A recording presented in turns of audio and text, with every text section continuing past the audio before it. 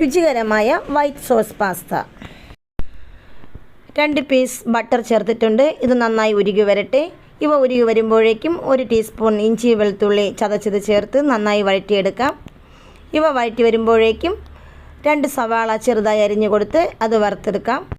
സവാള വഴറ്റി വരാനായി 1 പീസ് ബട്ടർ കൂടി ചേർത്ത് കൊടുത്തിട്ടുണ്ട്. ഇതിലേക്ക് 2 ടീസ്പൂൺ മൈദ കൂടി ചേർത്ത് സവാളയോടൊപ്പം വഴറ്റിയെടുക്കാം. സവാള നന്നായി വഴറ്റി വന്നിട്ടുണ്ട്. ഇതിലേക്ക് 1/2 ലിറ്റർ പാൽ ചേർത്ത് നന്നായി തിളപ്പിച്ചെടുക്കാം.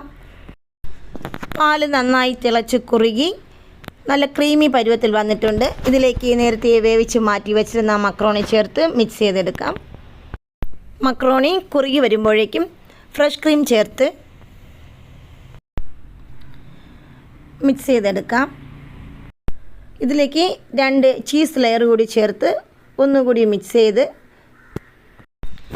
5 മിനിറ്റ് സമയം ലോ ഫ്ലെയിമിൽ വയ്ക്കാം.